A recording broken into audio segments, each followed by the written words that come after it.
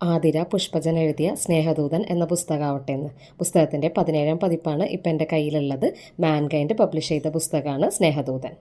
ആതിരയുടെ മറ്റൊരു പുസ്തകമായ അവൾ സൂര്യകാന്തി എന്ന പുസ്തകം പോലെ തന്നെ കുറേ സ്നേഹമുള്ള മനുഷ്യരെ ഈ പുസ്തകത്തിലും കാണാം. ആ ഒരു സിമിലാരിറ്റി തോന്നിയെങ്കിലും സ്റ്റോറിയൊക്കെ ഡിഫറെൻ്റ് ആയിട്ടാണ് എനിക്ക് തോന്നിയത് കേട്ടോ. ഏതൊരു അവസരത്തിലും ഏതൊരു സാഹചര്യത്തിലും മകളെ ചേർത്ത് നിർത്തുന്ന അച്ഛനെ കാണിച്ചു തരുന്ന ഒരു പുസ്തകമാണത്. അതുപോലെ തന്നെ അതിന് വിപരീതമായിട്ട് വേറൊരു അച്ഛനും കൂടി ഉണ്ട്. ആ അച്ഛൻ മകൻ്റെ എല്ലാ ആഗ്രഹങ്ങളും അവൻ ചോദിക്കുന്നതിന് മുമ്പ് തന്നെ നടത്തി കൊടുക്കും.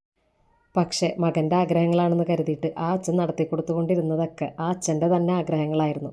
അച്ഛൻ്റെ ആഗ്രഹങ്ങൾ മകൻ്റെ മേലിൽ അടിച്ചേൽപ്പിക്കുകയായിരുന്നു എന്ന് വേണം പറയാനായിട്ട്. മകൻ്റെ നല്ലതിന് വേണ്ടിയിട്ടാണെങ്കിൽ കൂടി മകൻ്റെ യഥാർത്ഥമായിട്ടുള്ള ആഗ്രഹങ്ങൾ, അവൻ്റെ പാഷനൊക്കെ, അവൻ്റെ മനസ്സൊക്കെ മനസ്സിലാക്കാതെ പോയ ഒരച്ഛനെയും കൂടി ഈ പുസ്തകത്തിൽ കാണിച്ചു തരുന്നുണ്ട്. അങ്ങനെ രണ്ട് എക്സ്ട്രീം ലെവലിൽ നിൽക്കുന്ന കുടുംബങ്ങളുള്ളൊരു പുസ്തകമാണത്. അതുപോലെ തന്നെ നല്ല കുടുംബ ബന്ധങ്ങളെ, സൗഹൃദങ്ങളെ, സ്നേഹത്തെ, പ്രണയത്തെയൊക്കെ കാണിച്ചു തരുന്ന ഒരു പുസ്തകം. ഈ പുസ്തകം ഇങ്ങനെ വായിച്ചുകൊണ്ടിരിക്കുമ്പോൾ ഉണ്ടല്ലോ നമ്മുടെ മുഖത്തൊരു ചിരിയും മനസ്സിൽ ഭയങ്കര സ്നേഹം കൊണ്ട് നിറയൊക്കെ ചെയ്യും കേട്ടോ. പക്ഷെ അവസാനം ആകുമ്പോൾ ഉണ്ടല്ലോ കരയിപ്പിച്ച് കളയുന്നൊരു പുസ്തകമാണത്. വായനക്കാരെ വല്ലാണ്ട് അങ്ങോട്ട് ഫീൽ ചെയ്യിപ്പിക്കുന്ന ടൈപ്പ് ഒരു പുസ്തകമാണ് കേട്ടോ.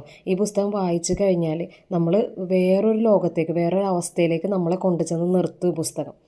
അപ്പോൾ വായിക്കാത്ത ആരെങ്കിലും ഉണ്ടെങ്കിൽ മിസ്സാക്കാതെ ഒന്ന് വായിച്ചു നോക്കൂ കേട്ടോ. ആതിര പുഷ്പജൻ എഴുതിയ സ്നേഹദൂതൻ.